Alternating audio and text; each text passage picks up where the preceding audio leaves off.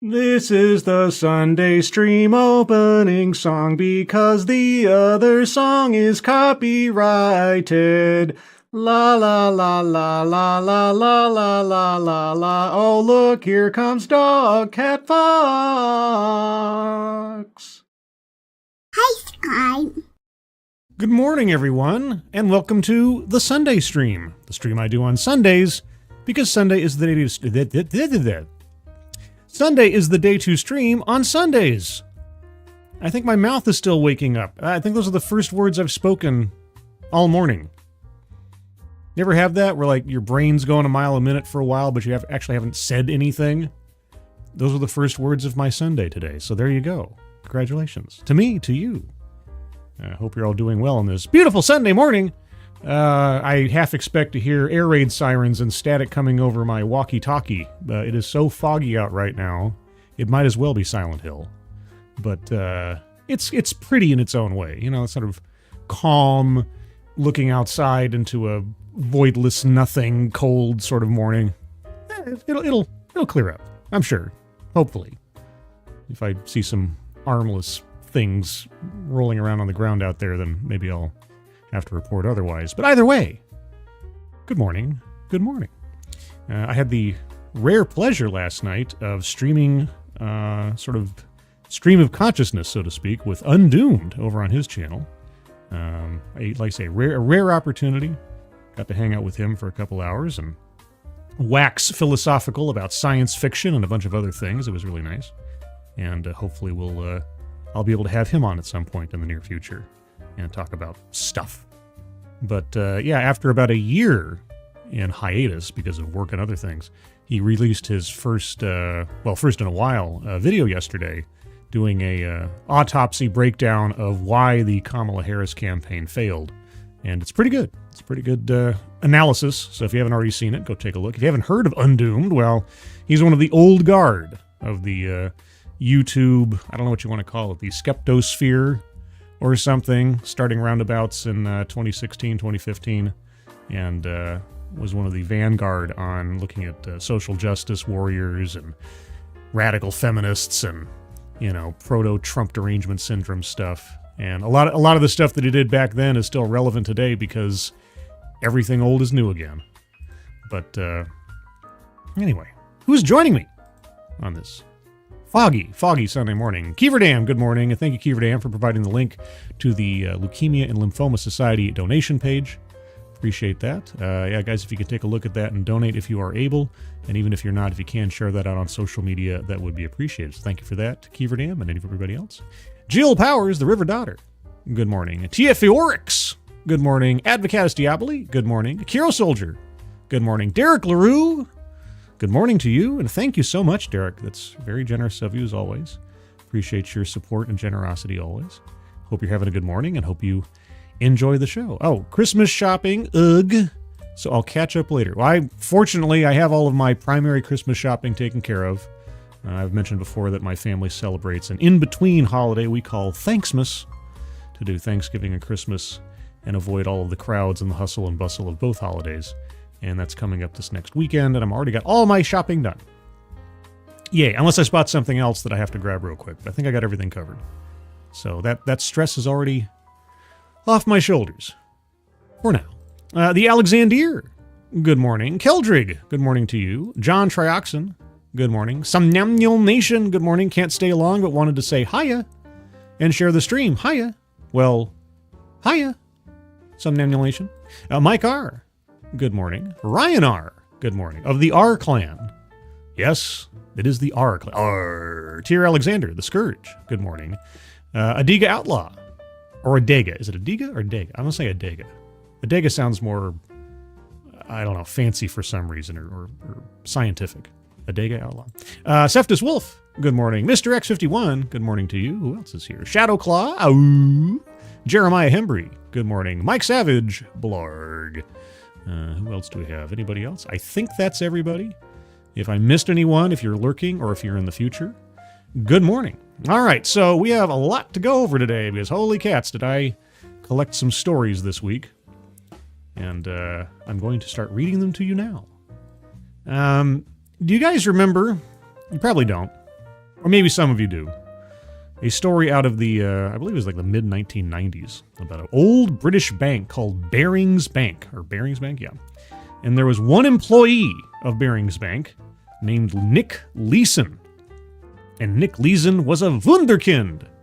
He was an amazing member of this bank, dealing with their trading desk over, I think it was in Singapore, if I'm not mistaken. And boy, oh boy, he was just a new exchange opened up in Singapore, and they sent him over as their agent in Singapore. And boy, he was just amazing. He made these amazing trades, and he got them so much money, except it was all a facade. And he figured out a way to use their computer system to keep hiding all of the losses for this bank that he had over there. And it was just an absolute fraud, and eventually got found out. And as a result of his moves, he bankrupted the whole bank, basically single-handedly. Very dramatic, crazy story. There was a movie done on it that starred Ewan McGregor. There's a couple of documentaries out there that are really good on it. But that's what I thought of when I saw this headline the other day. It's not quite that bad. I don't think Macy's is going under as a result of this, but at the same time, it sounded very similar. So let's find out about this. Macy's found a single employee hid up to $154 million worth of expenses. All by themselves. How did this come about? Macy's announced Monday that a single employee was responsible for so many accounting irregularities that the company was forced to delay its quarterly earnings report, which the retailer had planned to release Tuesday. The company recently discovered that the unnamed employee, intentionally hid as much as $154 million in expenses over the course of nearly 3 years, prompting the retailer to conduct an independent forensic accounting investigation. The employee, whom Macy's said is no longer with the company, I'm shocked, quote, intentionally made erroneous accounting accrual entries, unquote, to hide small package delivery expenses. Macy's did not say why the employee hid the expenses. Okay. Although the questionable expenses were a small fraction of the $4.36 billion in delivery expenses Macy's recognized between the fourth quarter of 2021 through its most recent period, Macy's found that the errors were significant enough to delay reporting its full quarterly earnings until December 11th. Still, the company said there was, quote, no indication that the erroneous accounting accrual entries had any impact on the company's cash management activities or vendor payments, unquote. Okay. So far, the company's investigation points to just one former employee. Investigators have not found any other employees who may have participated in the creation of the fake accounting entries. Quote, at Macy's Incorporated, we promote a culture of ethical conduct, said Macy's CEO Tony Spring. Said Macy's CEO Tony Spring said in a statement. Said. You could have just taken out that first said, and it would have been fine.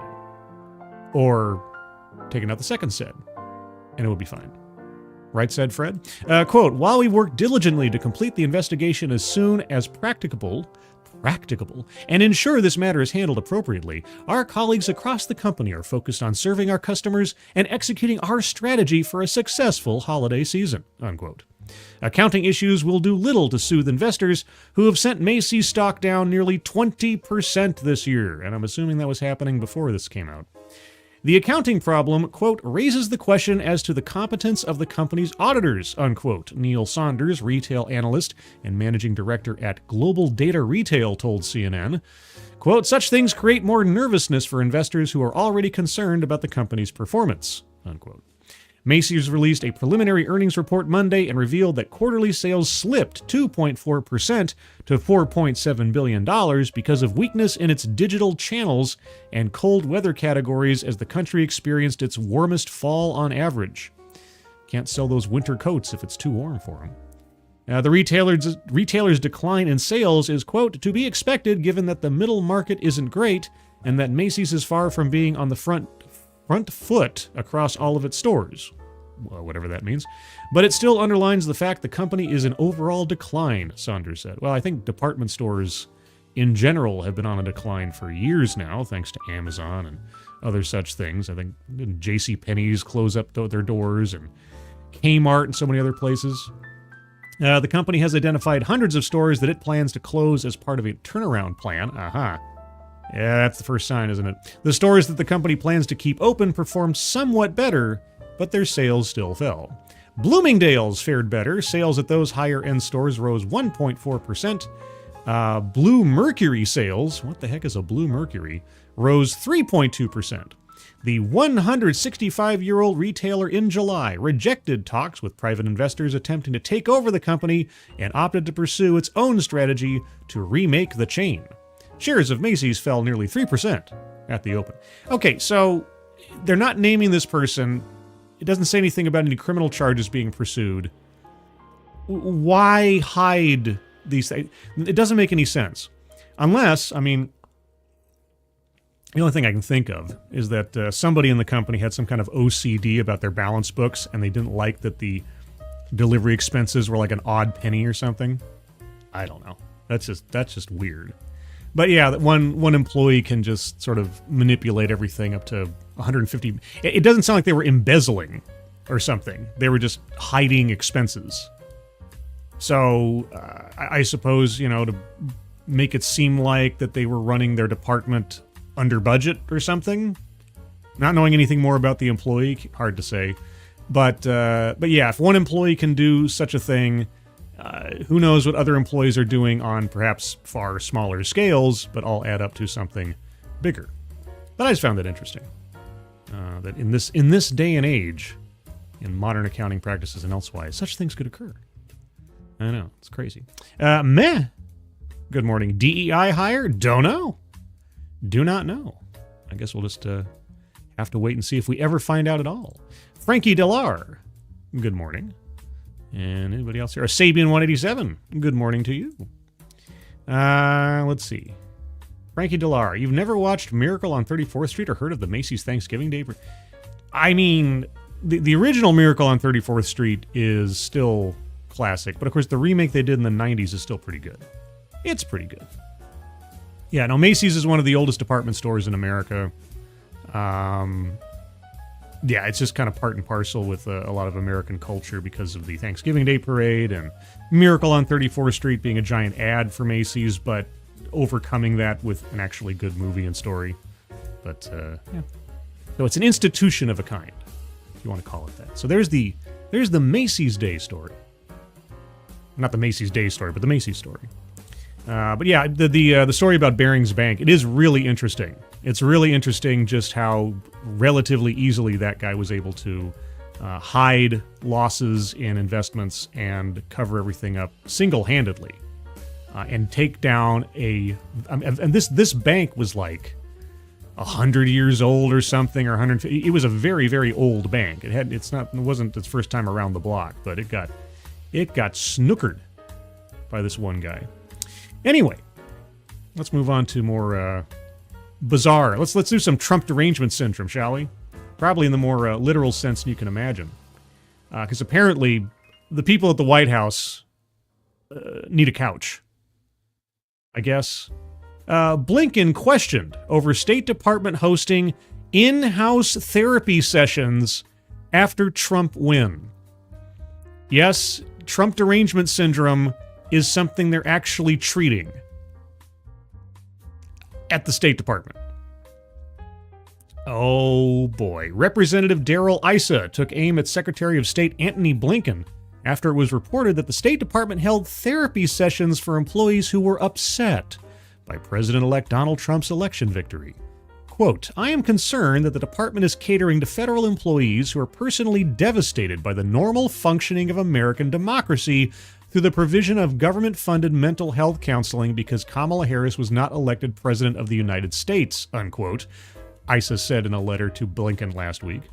The letter comes after a Washington Free Beacon report earlier this month that detailed 2 alleged therapy sessions that were held at the State Department after Trump's victory, with sources telling the outlet that one such instance amounted to an information, quote, cry session, unquote.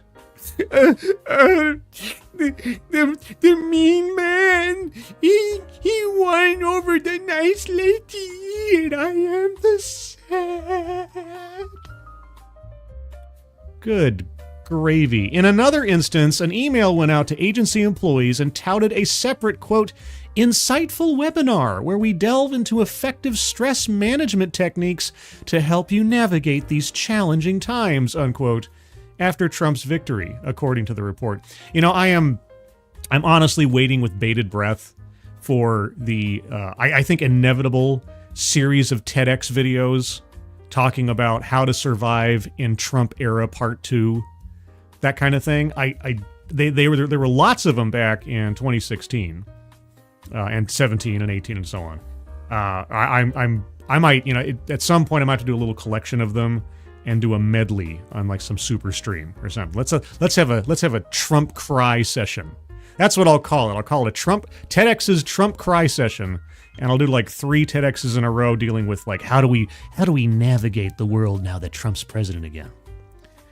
It sounded like Casey Kasem there for a second. Quote, change is a constant in our lives, but it can often bring about stress and uncertainty, the email said. Quote, join us for an insightful webinar where we delve into effective stress management techniques to help you navigate these challenging times. This session will provide tips and practical strategies for managing stress and maintaining your well-being, unquote. In his letter to Blinken, Issa argued that the reported sessions were, quote, disturbing, and that, quote, nonpartisan government officials, unquote, should not be suffering a, quote, personal meltdown over the result of a free and fair election, unquote. Yeah, can you imagine if, let's say, Kamala had won and Trump supporters in and out of the government were upset about this? Can you imagine what the response from the other side would be on that? While the Republican lawmaker acknowledged the mental health of the agency's employees was important, he questioned the use of taxpayer dollars to counsel those upset about the election, demanding answers on how many sessions have been conducted, how many more are planned, and how much the sessions are costing the department. Yeah, who's grifting off of this? What DEI stress management consultant firm did they recruit for this? Issa also raised fears that the sessions could call into question the willingness of some State Department's employees to carry out Trump's new vision for the agency. Oh, you mean like back when Trump was president the first time and there was a cabal within the government to try to resist his orders, demands, or anything else? You know, that thing. Remember that? Anybody remember that? I remember that. Pepperidge Farm remembers. Quote, the mere fact that the department is hosting these sessions raises significant questions about the willingness of its personnel to implement the lawful policy priorities that the American people elected President Trump to pursue and implement, the letter said. Quote, the Trump administration has a mandate for wholesale change in the foreign policy arena, and if foreign service officers cannot follow through on the American people's preferences, they should resign and seek a political appointment in the next Democrat administration, unquote. The State Department did not immediately respond to Fox News Digital request for comment. Yes. If you are so partisan that you cannot maintain objectivity underneath the president-elect, then you need to find different work. You are an employee of the American people, and you operate under the Constitution. You do not operate under your personal political beliefs. Unless you believe that those things are so much in conflict that you cannot do your duties, then leave. You can leave. Cry session. Good gravy. A cry session. When was the last time you guys had a cry session? Over something that wasn't family related, right? It's like a cry session, like it's a scheduled event. Hey everybody, at 4 p.m. today over in the break room, we're all going to be having a cry session. You know, be sure to bring your blankie, and maybe a hot cup of cocoa. It'll be fine. We'll all get through this together. We'll have a hug-in later on. A cry session. Let's see, who else is here? Quippers United. Good morning. SWD 40. Good morning. Anybody else that I missed in the meantime? Let me see. Check. Scroll. I think I got everybody. Yeah, if you are here and I haven't said good morning yet, make yourself known. Oh, there we go. Havoc, Vladimirovich, Stalinov. I work for a living. I don't have time to cry. I have not said that name in a long time. How are you doing, Havoc? Nice to see you. Do svidaniya. No name, I'm lurking. Well, good for you. You're doing a good job. I didn't know you were there until just now. But yeah, I would be curious to know how much was being paid to whoever for these therapy sessions. It'd be great to know how much taxpayer money is going towards the mental health of crying anti-Trump activist State Department employees. Let's see. Liesel7. Good morning to you. The Blue-Eyed Scream. Good morning. I'm here in the background. Okay. You're a background actor. Vladimir, it's not too bad. How you been, Scribe? It's been, well, purportedly, I had this and the previous 3 days off from work because of the Thanksgiving holiday, except I worked on Thursday, and I worked on Friday, and I had to work yesterday, and I'll probably have to work this evening. Because it's month end, and days off don't really mean anything, I guess. So it's kind of been a hurry up and wait situation the last couple of days in dealing with technical stuff and accounting things and whatever. But anyway, it's kind of like having a vacation. I'm more looking forward to next weekend when I get to visit my family and have our little Thanksgiving Christmas combo visit and gift exchange and everything. That'll be nice. Nice break. A little bit of a road trip with Sister Scribe, go see Mom and Dad, have some cocoa, trade out some gifts, talk for a bit, visit. It'll be nice. But anyway, so there's the story about Antony Blinken acting as Sigmund Freud or something for the sake of hurt fifis amongst the State Department. What shall we do next? Let's do the story submitted through the Discord by Angelverse. Angelverse posted a couple of stories as options for today, and this one stood out to me, so I thought I'd go over this one. Again, if you have suggestions for stories you'd like to be have read on the Sunday stream, there's a section on the Discord server for the Sunday stream. Can't promise I'll get to all the stories you might post, but if something jumps out at me, and if it actually jumps out at me, then I might be on some kind of trip. But otherwise, I'll be sure to read the story and give you credit for it. And if you want to join the Discord server, well, there'll be a link at the end of the show. Just wait for that. Meth-soaked cow onesie. How an alleged smuggler tried to get drugs into Australia. I think you kind of answered your own question right there. It reminds me of that movie, Traffic. That was, oh God, there's so many people. Don Cheadle was in it, and Benicio del Toro, and so it was like this ensemble. I think, oh God, who else?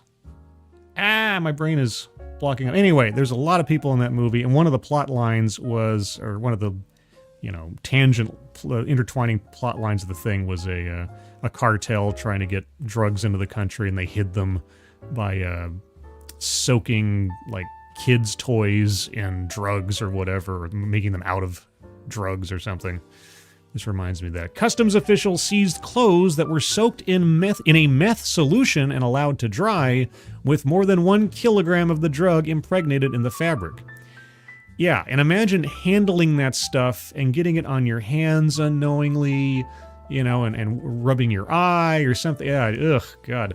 A would-be drug smuggler soaked a cow onesie in methamphetamine, part of a suitcase full of clothes he tried to sneak aboard a plane to Sydney, U.S. Justice officials said.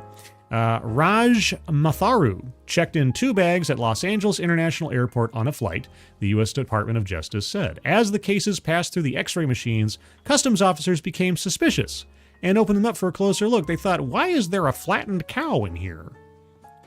Who would do this to a cow? Oh. And here are pictures of the various clothes. Okay, and I guess that's probably the cow onesie. Or they're all soaked? Oh, the methamphetamine soaked clothes.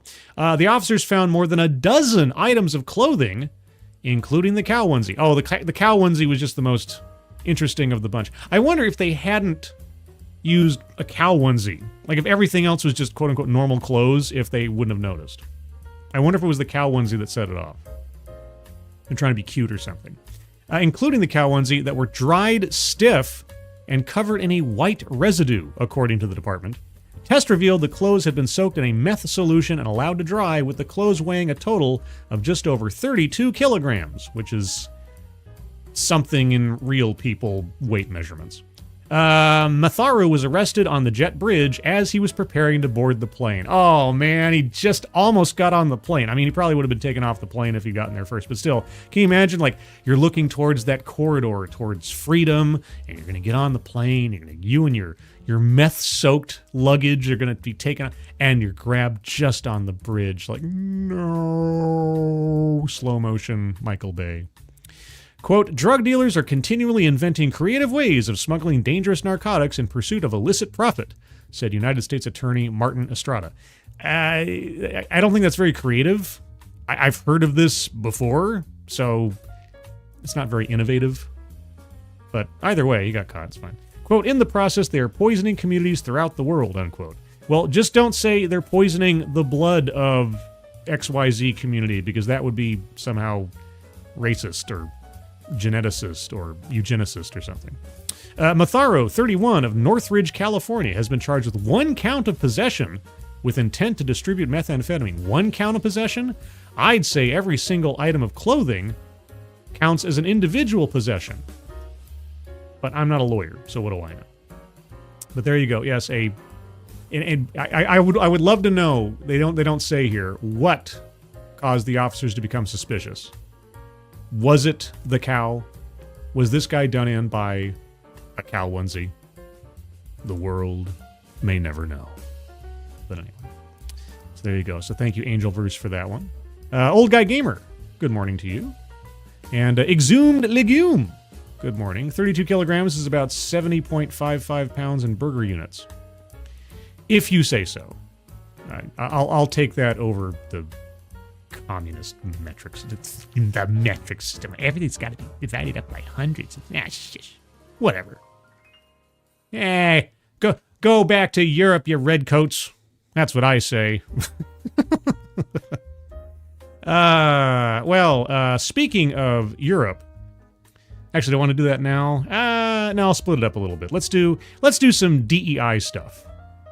Let's take, hopefully, another good sign that DEI is on the decline. I'm a poet, and I don't even know it. University System of Georgia curbs DEI. Doesn't curb stomp, unfortunately, but we're halfway there. Adopts institutional neutrality, strengthens First Amendment rights in new changes. Oh my gosh. University System of Georgia. Are you my new favorite university system? I don't know if I ever had a favorite university system, so you might be the first. All admissions processes and decisions shall be free of ideological tests, affirmations, and oaths, including diversity statements, the new policy states. Good! The new policy also requires new students to study America's founding documents. Oh my gosh!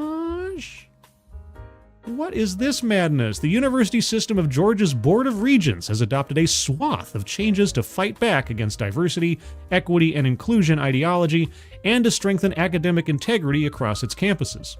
Steve McGuire, Paul and Karen Levy Fellow in Campus Freedom at the American Council of Trustees and Alumni, reported on the changes on X on Saturday, sharing pictures of the changed policies. Quote, all admissions processes and decisions shall be free of ideological tests, affirmations, and oaths, including diversity statements. No applicant for admission shall be asked to or required to affirmatively ascribe to or opine about their political beliefs, affiliations, ideals, or principles as a condition for admission, unquote. Well, good.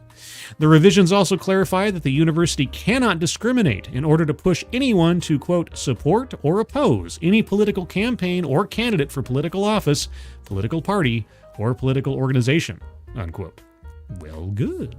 The Board of Regents also determined that the University System of Georgia should adopt a more meritocratic hiring policy. What? Only accepting applicants because of their, quote, knowledge, skills, and abilities, unquote, instead of on the basis of any DEI principles.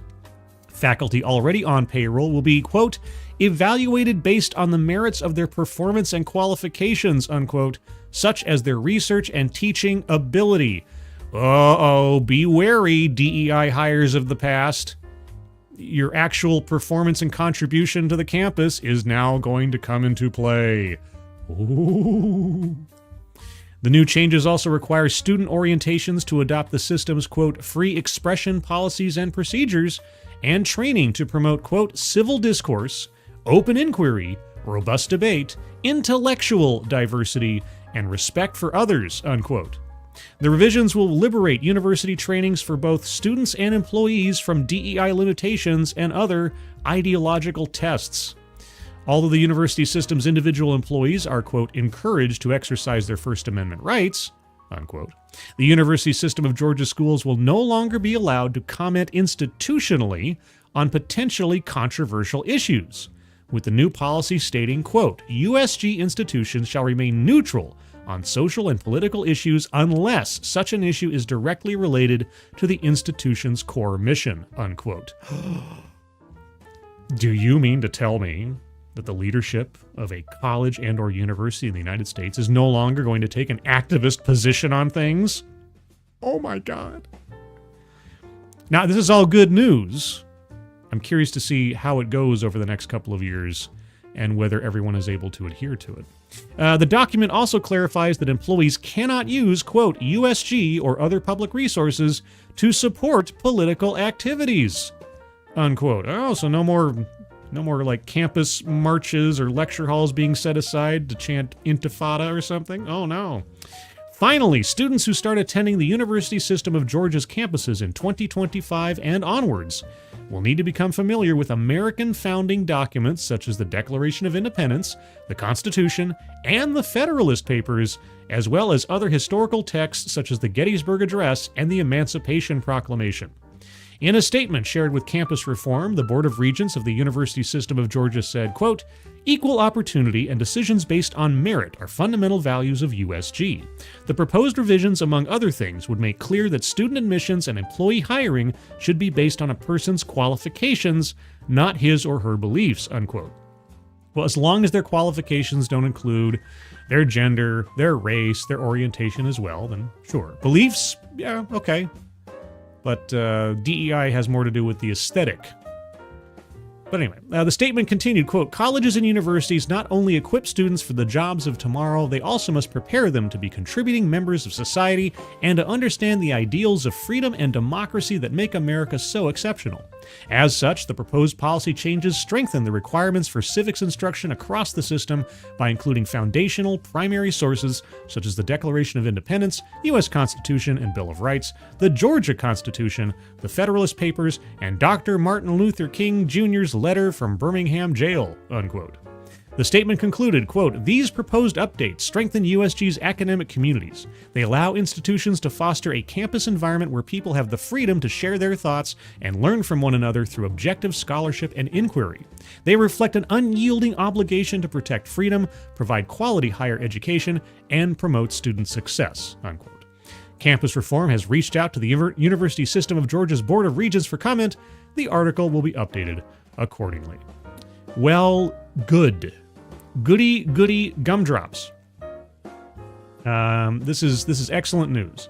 To see such a strident affirmation against DEI from a major U.S. university system is great news, and hopefully, a standard by which others will follow in the very near future. Like I say, a very strong declaration against this.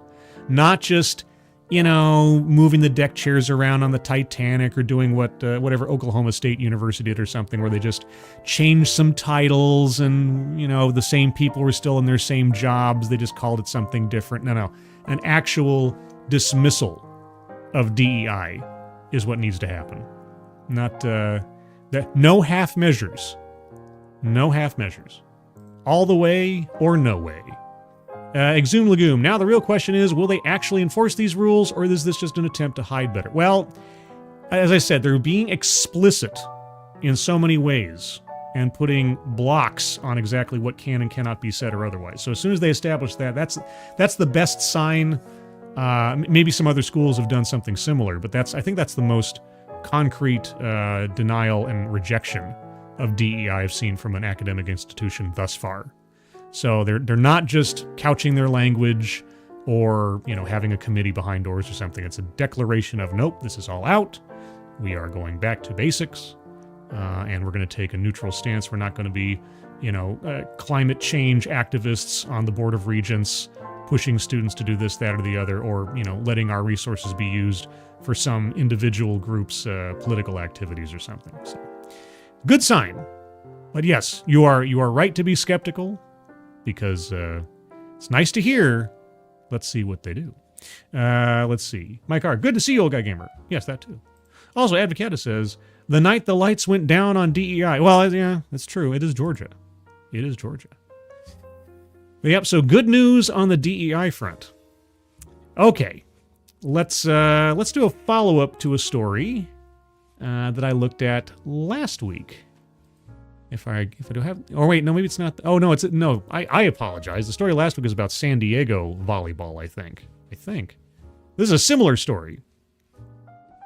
Unless maybe this is the same story. I'm confused. I think it is.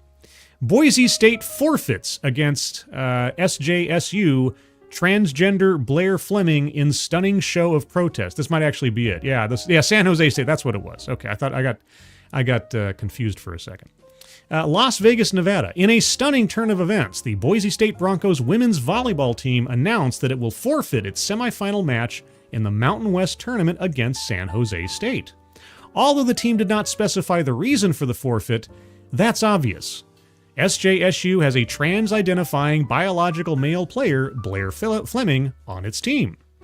The Broncos forfeited twice against SJSU during the regular season, but the prevailing thought was that the team wouldn't forfeit during the conference tournament and end its hopes of reaching the NCAA tournament.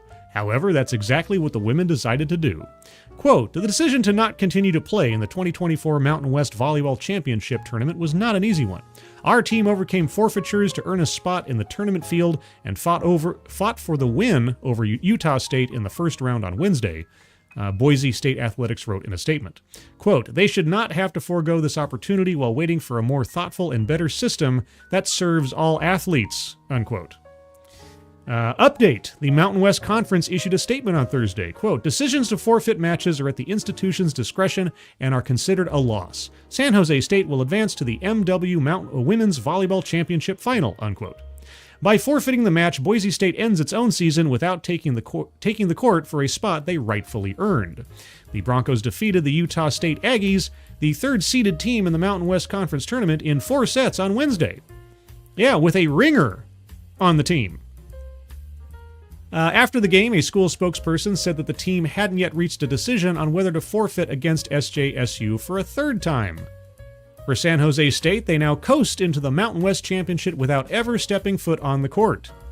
Sounds fair.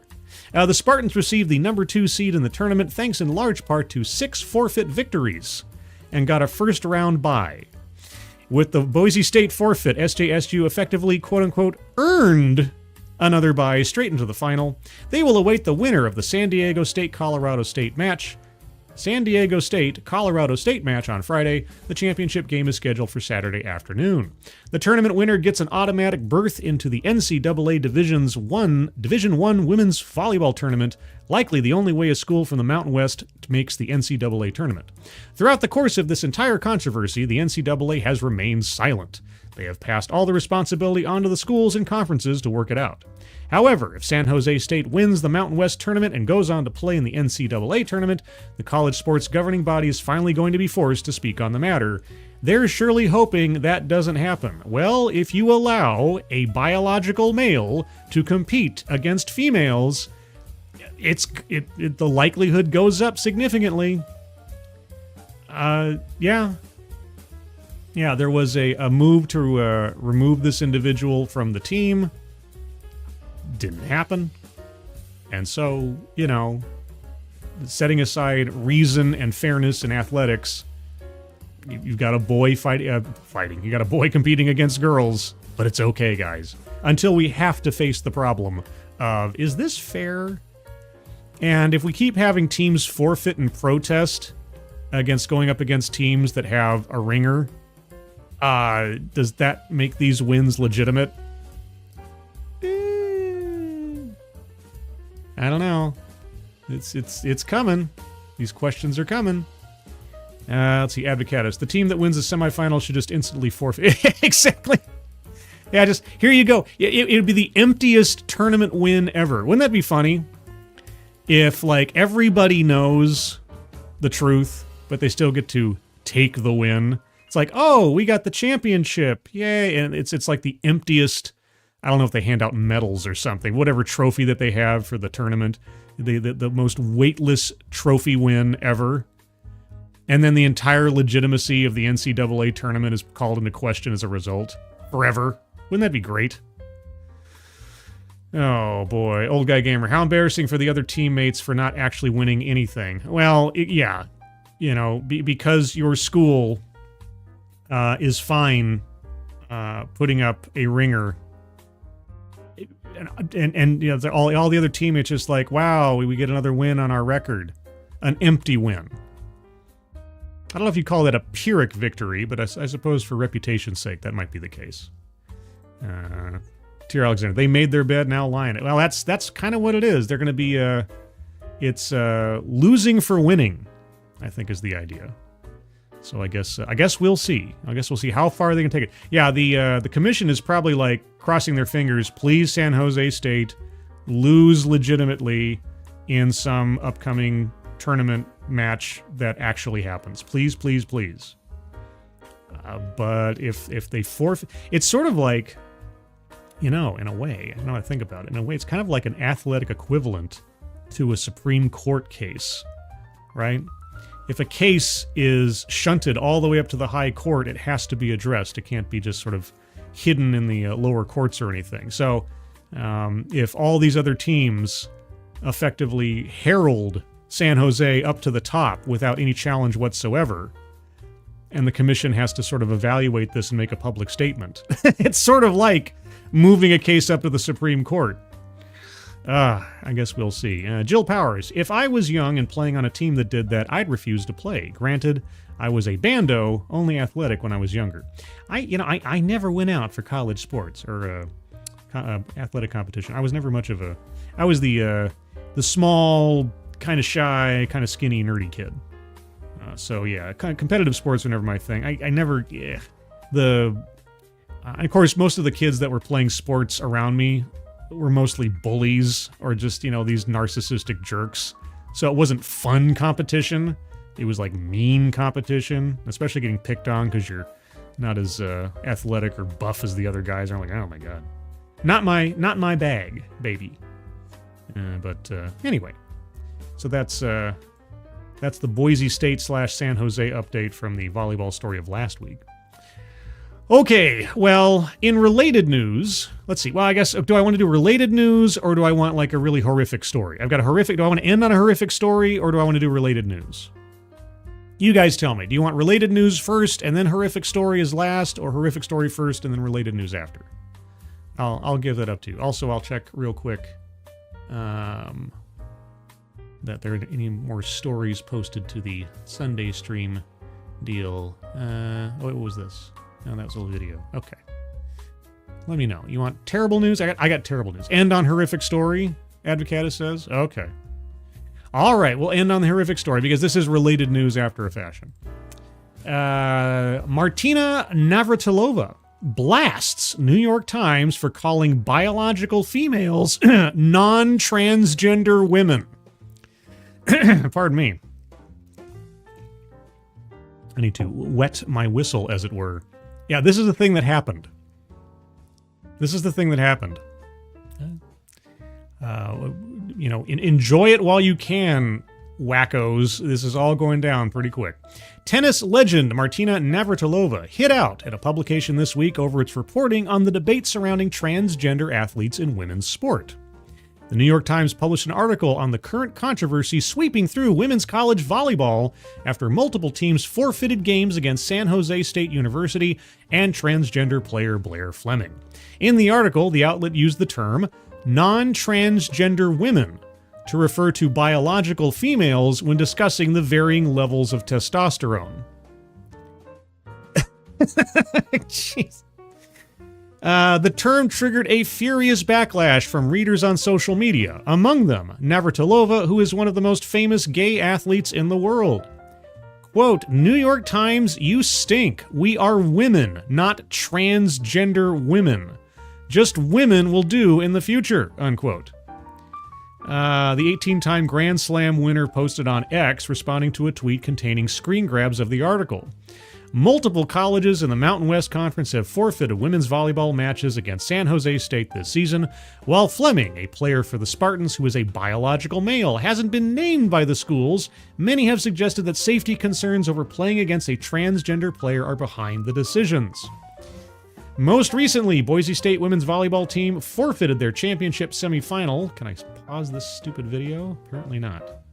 I can't pause it? Pause. Okay. Forfeited their championship semifinal against SJSU, insisting their players, quote, should not have to forego this opportunity while waiting for a more thoughtful and better system that serves all athletes. SJSU will face the winner of Colorado State and San Diego State, who meet in the other semifinal on Friday. The Spartans players have been at the center of a storm over recent months, with Fleming the subject of lawsuits and accusations that she conspired with a rival to hurt a teammate.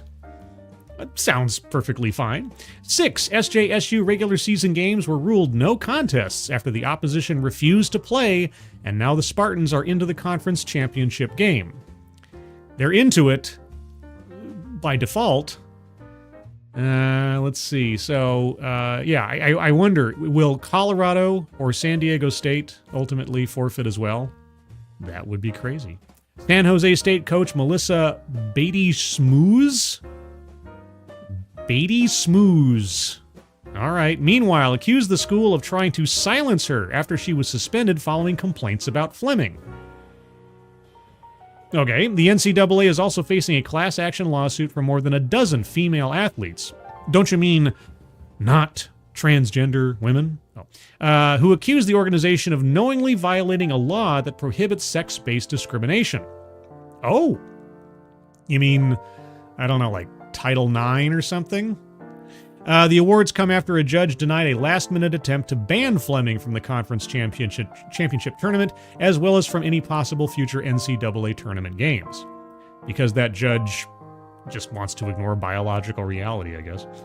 Judge Cato Cruz, at least it wasn't Cato Kalin, ruled that the lawsuit, quote, was not reasonable and that it would, quote, risk confusion and upend months of planning and would prejudice, at a minimum, San Jose State and other teams participating in the tournament, unquote. Well, no, it would prejudice against every other team participating in the tournament because they don't have a biological male ringer on their teams. They're actually a women's team. Okay.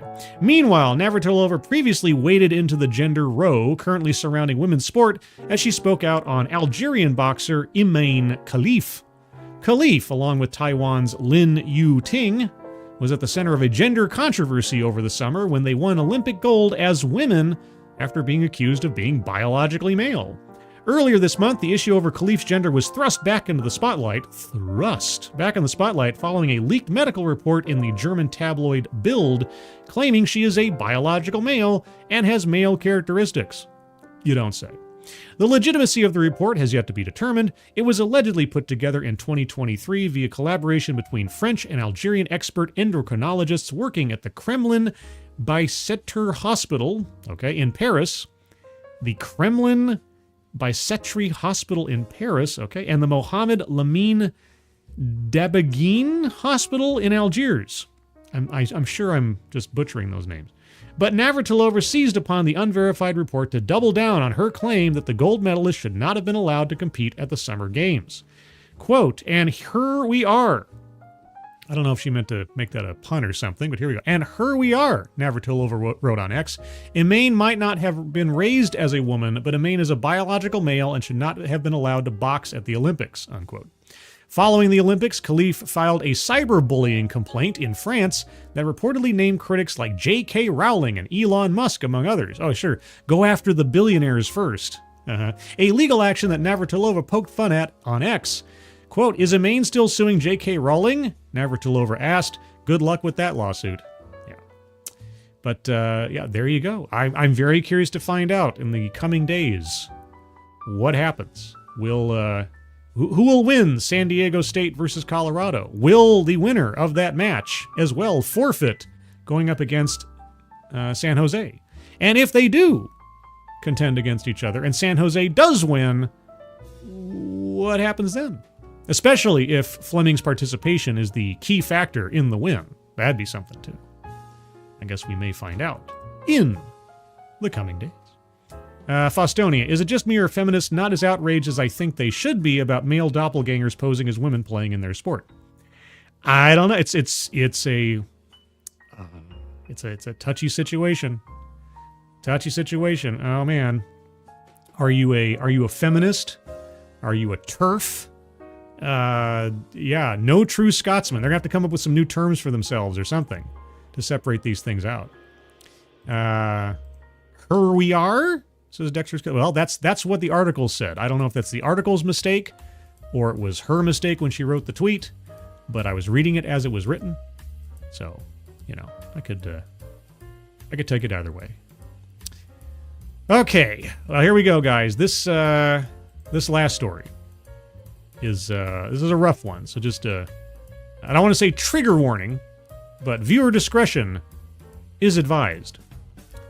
Muslim schoolgirl admits lying that her teacher was Islamophobic, which led to the teacher being decapitated by a jihadist because she was suspended for 2 days and worried her parents would be angry. I don't know if you've ever read The Crucible or seen the play performed, but that was my first thought in seeing this headline. Samuel Paty, 47, was brutally stabbed and decapitated on October 16th, 2020. The Muslim schoolgirl who accused her teacher of Islamophobia and began rumors that led to a jihadist decapitating him in the street in France has admitted lying and apologized to the victim's family in a remarkable court hearing today. Oh, it's remarkable. History and geography teacher Samuel Paty was murdered on October 16, 2020 by Abdullah Anzarov, I'm saying that correctly, an 18-year-old Islamic radical of Chechen origin. All right. And Anzarov tracked down 47-year-old Paty and brutally hacked his head off after seeing pictures and videos of him circulated on social media as part of a ruthless campaign of harassment.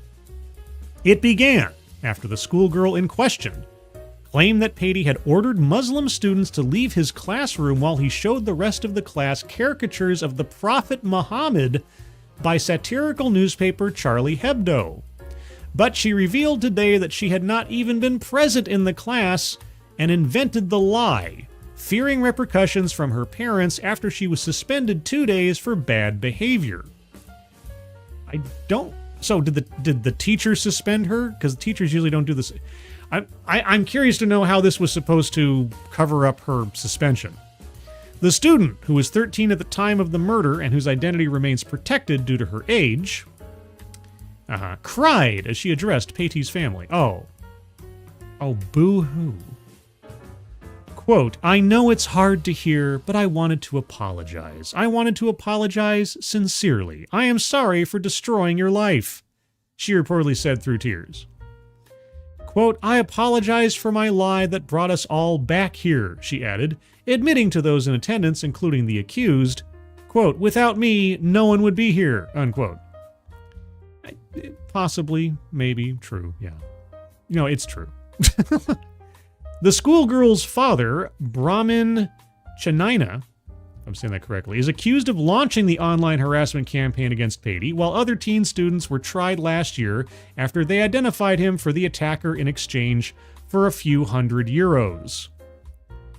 So she says, my teacher is Islamophobe. Dad says, how dare that man do this to my daughter? And he starts doing this, that, and the other. And then people take money to give information on this guy. And then the guy goes out and does a hit on him. And boy, oh boy. Now, what's the worst crime here?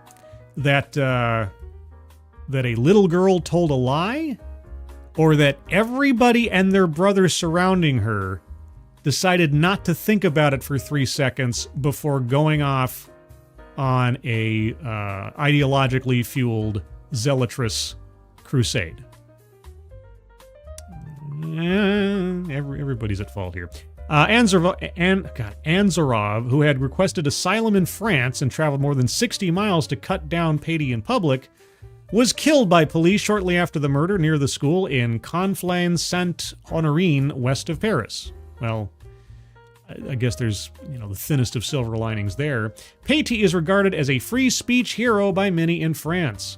He had shown the Charlie Hebdo caricatures to students as part of an ethics class in which his pupils were discussing the fallout of the 2015 terror attack on newspapers' offices, the newspapers' offices, in which 12 people were murdered by extremists. It's almost ironic after a fashion, but he had not ordered any students to leave the room, instead telling them what he was going to do as part of the ethics lessons before inviting them to turn away if they thought they would be offended by the caricatures. 7 men and 1 woman are appearing at the special Assize court in Paris amid the trial over his murder, which is set to last until December 20th. Chanina is one of them, facing charges of association with a terrorist organization for his alleged involvement in the online campaign targeting Paty. 6 students, including Chanina's daughter, were tried last year for their role in Paty's death. The schoolgirl had accompanied her father to file a complaint at the time. Quote, "I wanted to tell my parents that it was false. I knew that my father was not going to do anything to me, but I was afraid to say it," she said in court today. I don't believe you. I don't believe you. If you didn't think there were going to be any real repercussions for telling the truth and doing away with this, you would have done it. I don't believe you. I think one of 2 or both things were involved in this.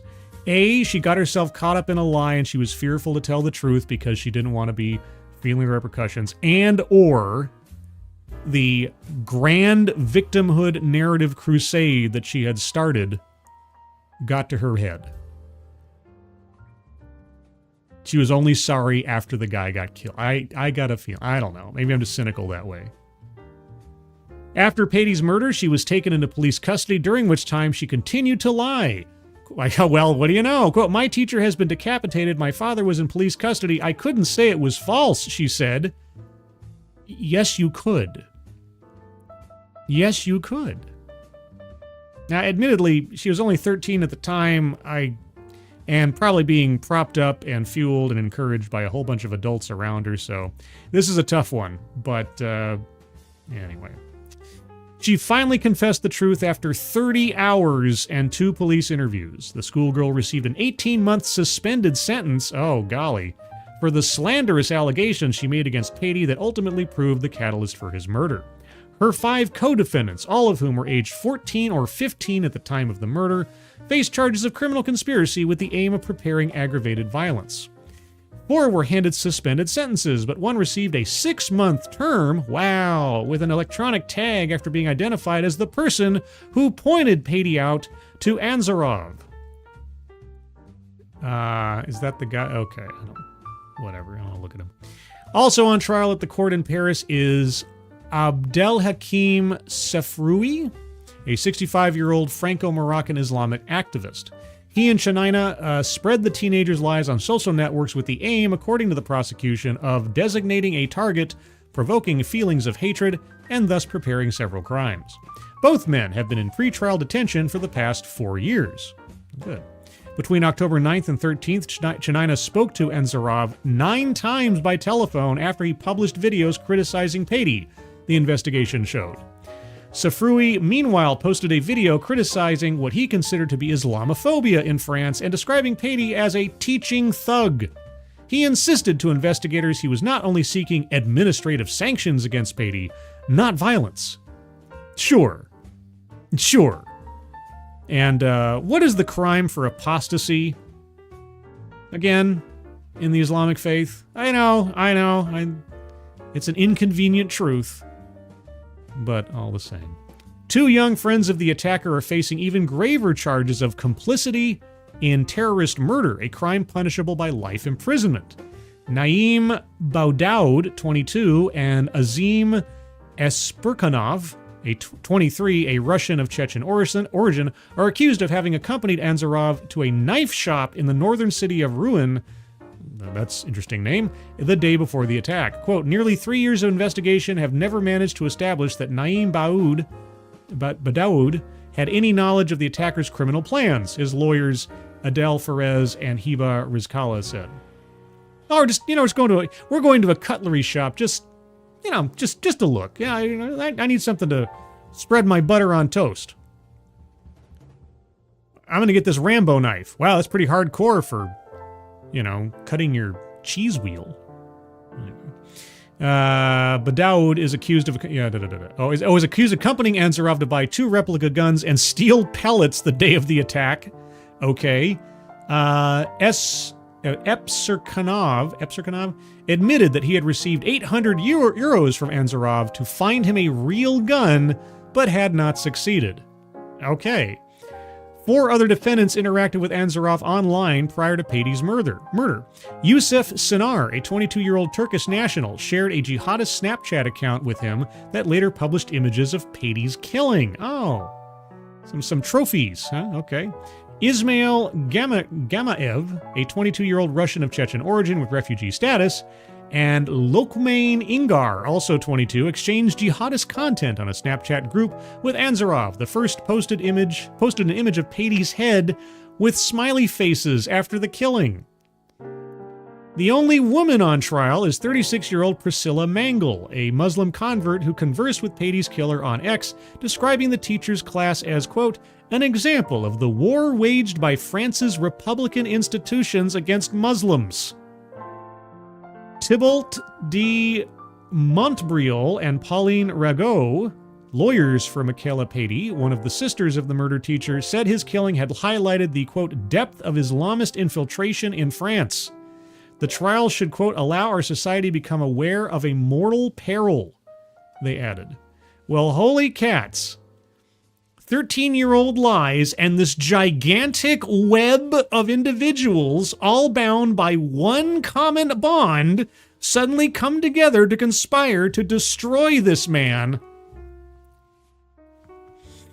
I think she might have a point. Jeez. Oh, man, how stupid. How stupid. Like I say, I guess I have to have, just by the dint of her age and the philosophy she was raised in, a certain amount of sympathy for that girl. But all the same, good gravy. What an absolute horror story. Absolute horror story. Jill Powers, sounds like the Salem Witch Trials. Yeah, Salem Witch Trials, I brought up the Crucible on Twitter when I first saw this headline. It's nuts. It's absolutely nuts. This is such, talk about getting medieval on someone. Faustonia, this sounds like swatting, effectively. It's the same thing. And without any question or interrogation of the facts, right? Just believe it without question. Little girl says this. It feels as though, and this is just my thought, it feels as though that this entire web of individuals was just waiting for an excuse. Give us an excuse to show how pure we are, how committed we are. Doesn't have to be a real excuse. I just need an excuse, anything that I can justify to myself.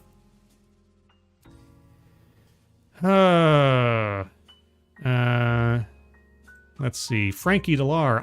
At 10, I knew lying to get someone in trouble was a fucked up thing to do, let alone 13. Yeah. 13, again, 13 years old. Obviously, this is not a full-grown, full-fledged adult, but there are certain things that you understand and know earlier than the age of 13. Or at least should be taught. So this girl knew that using the tool of Islamophobia would protect her. All right, and that was her initial thought. She's got to somehow get attention away from her own fault and get everybody on her side, and she knew exactly what the path of least resistance would be towards that end. And she knew she was lying. Oh, I should have said the truth. Yeah, you should have. You actually should never have lied in the first place.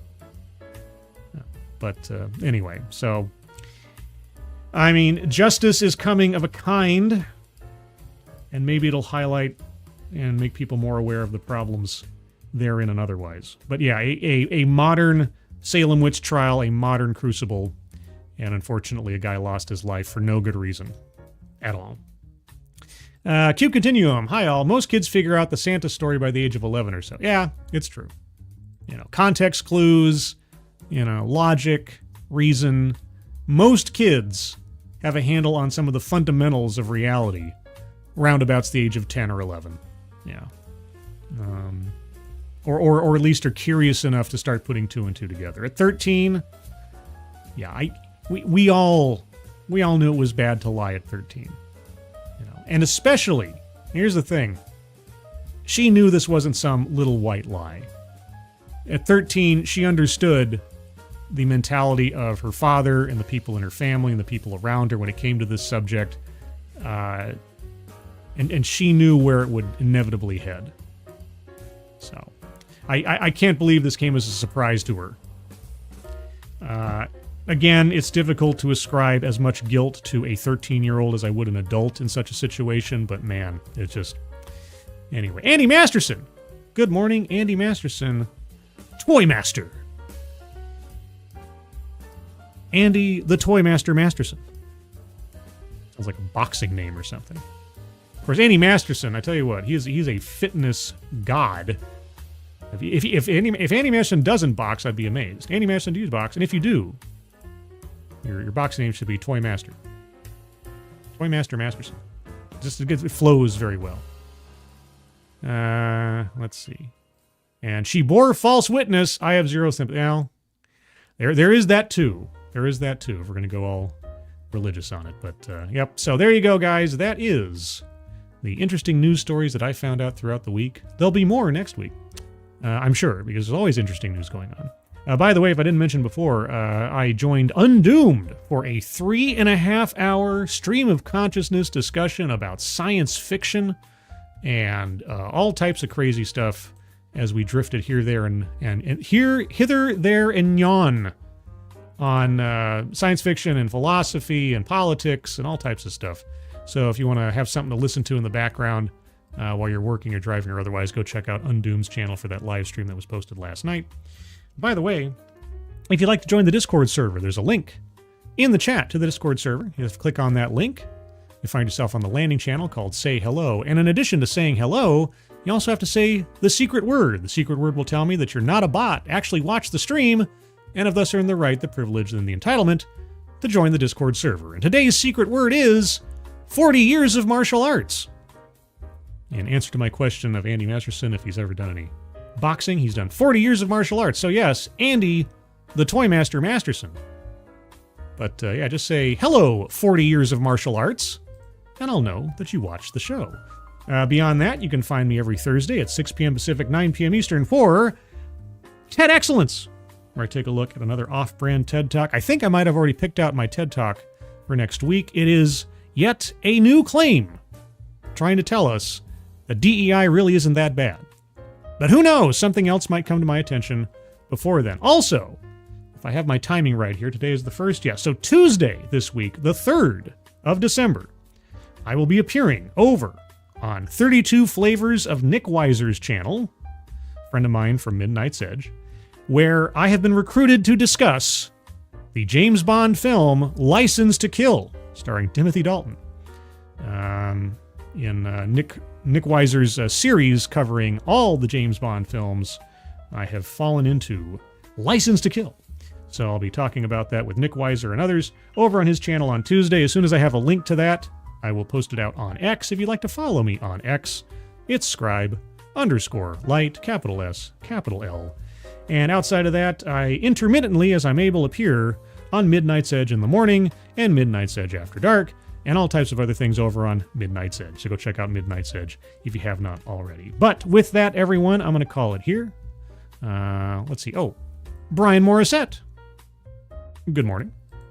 And Santa Mutant 2099. Scribe, San Jose State lost yesterday, meaning no transplayer. Oh, okay. Well, maybe next time. Anyway, everyone, And Andy says, Scribe, we need to do a classic Marvel comic stream. Hey, let me know.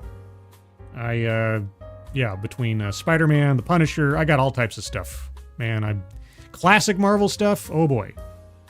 I used to get really excited at my old comic book store where I thought I'd found like real treasures of Spider-Man comic books because I was like, oh my gosh, this is the first appearance of Green Goblin. I was young. I didn't understand that these were the Marvel Tales series of Marvel where they just did reprints of classic comics in regular comic book form. But all the same, I had like my own copy of like these classic adventures and everything, and that always made me happy. So, yeah.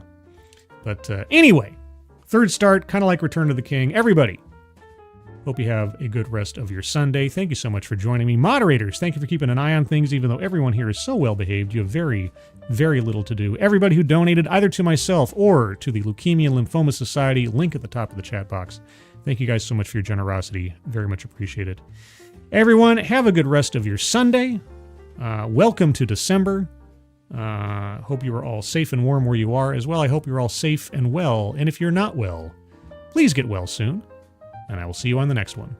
Take care.